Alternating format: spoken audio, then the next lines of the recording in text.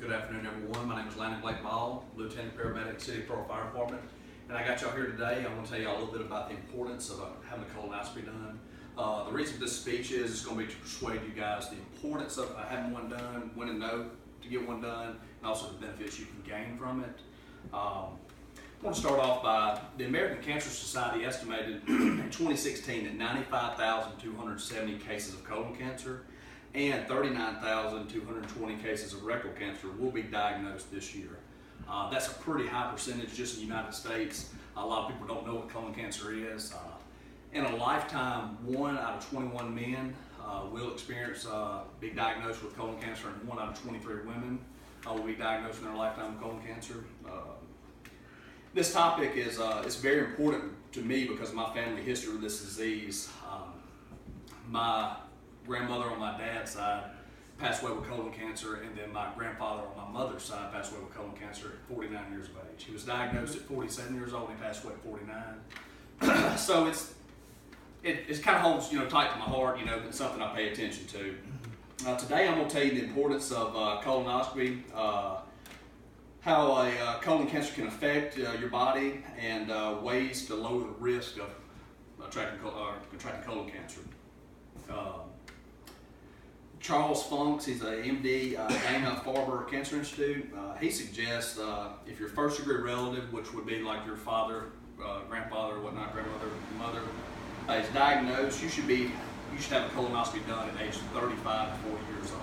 Well, having that done, there's some controversy with that because the American Cancer Society recommends that you have it done 10 years prior to your first degree relative being diagnosed with colon cancer. But if you don't have a family history of colon cancer, then it's recommended age is 50 years of age. So it's just something to know right there. Ways you can know about when you should get a colonoscopy done. Be honest with your primary care provider. Be honest with them. Healthy U physicals are a huge thing. If you go to get your healthy U physical, be honest with your provider, whether it's a nurse practitioner, a physician assistant, or an MD. Don't be ashamed, prideful. Just be open and honest. If you have any complications or anything, be honest with them, and they'll direct you in the right direction to get a colonoscopy done or whatnot. I got a couple little things right here I want to show y'all. This is actually a brochure by the American Cancer Society right here. It's just what to look for colon cancer, just risk, signs and symptoms, and if you are experiencing these signs and symptoms, how to treat them, how to go about getting them seen about. One thing I want to show you guys in here. This is kind of a picture, right here, a diagram. It's the stomach and the colon, small intestine, and the rectum. The colon is the large intestine.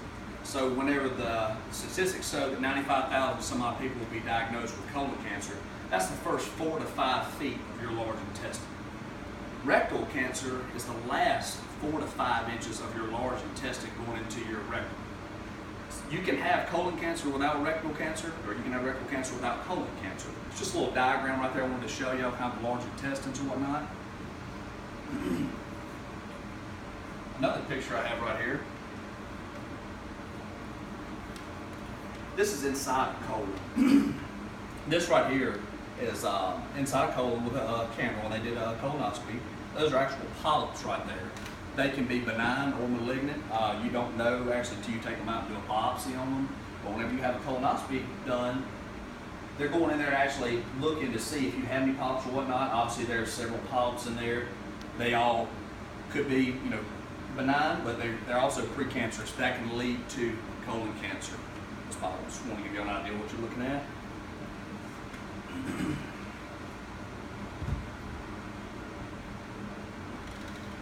Now you've learned about the ages, I've talked to you about the ages. Let's talk about how this disease is inherited. The genetics of colorectal cancer states the disease is inherited from a family member, passed down to his children and grandchildren. So it's inherited. That's the most common way this disease is contracted. Also, the New England Journal of Medicine states that having a deficiency in vitamin D can cause a spike in risk of having colon cancer, prostate cancer, pancreatic cancer, and breast cancer. Vitamin D comes obviously from people that have dark skin that are unable to take in sunlight and acquire vitamin D. People that don't get exposed to enough sun, you know, they don't, it's kind of contradictory. You can have too much sun or not enough sun. Gender obviously is a big thing. You see that males are a little more predominant to acquire colon cancer than females. Smoking is a pretty big deal. The reason people think that smoking, they say, why can I get colon cancer from smoking? Well, every time you smoke a cigarette, it's metabolizing in your body. You swallow the smoke and it goes down, the chemicals go through your epigastric system to your colon and it processes out just like you process food. And the chemicals get there and whatnot cause colon cancer. Poor diet, eating fried foods, not watching what you eat, a lot of sweets and stuff, they have chemicals, artificial flavoring. Your occupation, what you're breathing in on a daily basis, chemicals. If you're a fireman, you work in a plant, you're a painter or whatnot, you're metabolizing all that stuff in your body, not only your lungs, but your digestive system as well. Obesity is a huge one, lack of exercise, not staying active. High fiber in your diet, that hasn't shown to increase your risk or lower your risk for colon cancer. So that's just kind of a myth. They haven't had any just die-hard statistics on that. Fruits, vegetables, whole grain diet, they have shown to lower your risk for colon cancer. This is just something to take in right there. We've talked a little bit about now how the risk of colon cancer, how it's formed. Let's talk about how to lower your risk of colon cancer. Catching the disease early is obviously the best thing. The turnout and it's going to be positive. More than likely, if you catch disease early, in its early stage, you go ahead and get treatment done. Because if you're hard-headed and you don't get a colonoscopy done at a later stage, you catch it at a later stage, and it's already spread throughout your body, and obviously you're behind 8 months. Chemo is expensive. I mean, it's very expensive. It can put your family in a financial burden, struggles, physical, emotional. You can suffer from several different things with that. Just be mindful of what you're putting in your body, what you're eating, what you're around. Try not to smoke, not use alcohol. You've learned the importance of colonoscopy, the risk factors, and how to lower your risk. If you've never considered colonoscopy, I hope after this speech you consider having one now and the risks that come apart. Take care of yourself, and it'll benefit others also. Protect yourself, become aware, and be more proactive. This speech is to help y'all, persuade y'all. If you're not already planning on getting a colonoscopy or had one, plan one now. I appreciate y'all having me. Hope y'all have a good day. Thank you.